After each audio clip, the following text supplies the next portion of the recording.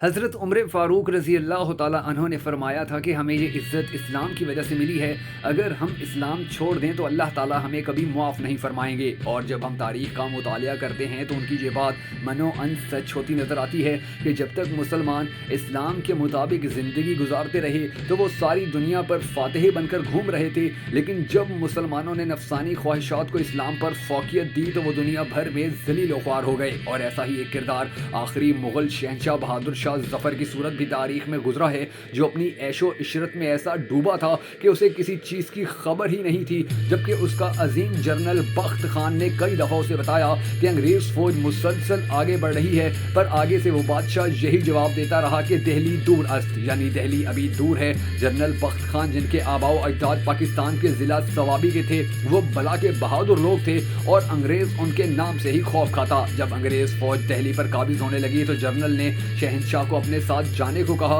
कि अब भी हमारे साथ 35,000 फौजी मौजूद हैं जो दिल्ली से बाहर एक खुफिया मकाम पर हैं। अगर आप मेरे साथ चलें तो मैं ये सारे मकबूजा इलाके वापस ले सकता हूँ, बस आपका सलामत रहना वाहिद शर्त है। शहंशाह के पास महल में जो गद्दार मौजूद थे उन्होंने शहंशाह को घेर लिया और शहंशाह उनके ही इशारों पर चलने लगा। गद्दारों ने शहंशाह को हमायूं के मकबरे में छुपने को कहा, जिसे बादशाह ने मान लिया और फिर वहीं से उसकी गिरफ्तारी अमल में लाई गई। जनरल बख्त खान वहाँ से ऐसा चला कि फिर अंग्रेज़ों को कभी मालूम ही ना हो सका कि वो कहाँ गया। यूं एक अयाश शहंशाह की वजह से एक अजीम मुस्लिम सल्तनत का इख्तिताम हो गया। मगर जवाल की ये कहानी तो अभी शुरू हुई है। इसके बाद बहादुर शाह जफर को बहरी जहाज में बिठा दिया गया, जो 17 अक्टूबर 1858 को रंगून पहुंचा और उस वक्त शाही खानदान के 35 मर्द और खवातीन भी ताजदारे हिंद के साथ थीं। अब आगे से उस अंग्रेज अफसर की कहानी सुने जिसने इस काफिले को रसीफ किया। वो परेशान था कि बहादुर शाह जफर कैदी होने के बावजूद बादशाह था और उसका ज़मीर गवारा नहीं कर रहा था कि वो बीमार और बूढ़े बादशाह को जेल में फेंक दे। मगर वहाँ कोई ऐसा मकाम नहीं था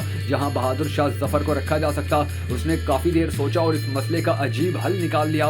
उसने अपने घर का गैराज खाली कराया और ताजदारे हिंद जुल्ले सुबहानी और तैमूरी लहू के आखिरी चश्मो चराग को अपने गैराज में कैद कर दिया। बहादुर शाह जफर 17 अक्टूबर 1858 को उस गैराज में पहुंचा और 7 नवंबर 1862 तक वहीं कैद रहा।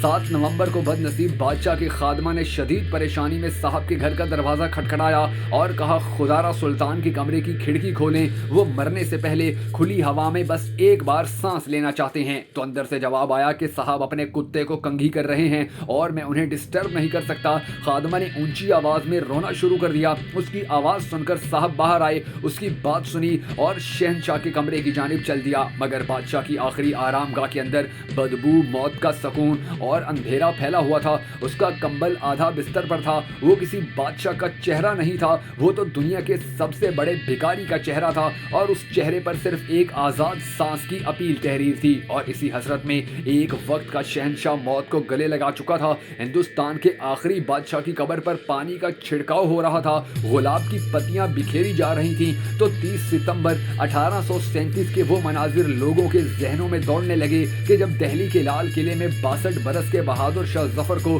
ताज पहनाया गया था। हिंदुस्तान के नए बादशाह को सलामी देने के लिए पूरे मुल्क से लाखों लोग दिल्ली पहुंचे थे और बादशाह जब लबासे फाखरा पहनकर ताजे शाही सर पर सजाकर और नादिर शाही और जहांगीरी तलवारें लटकाकर दरबारे आम में आया तो पूरा दिल्ली तहसीन तहसीन के नारों से गूंज उठा था। नकारची नकारे बजाने लगे थे, गवैये हवाओं में ताने उड़ाने लगे, फौजी सालार तलवारें बजाने लगे और रकासाएं रक्स करने लगी थी।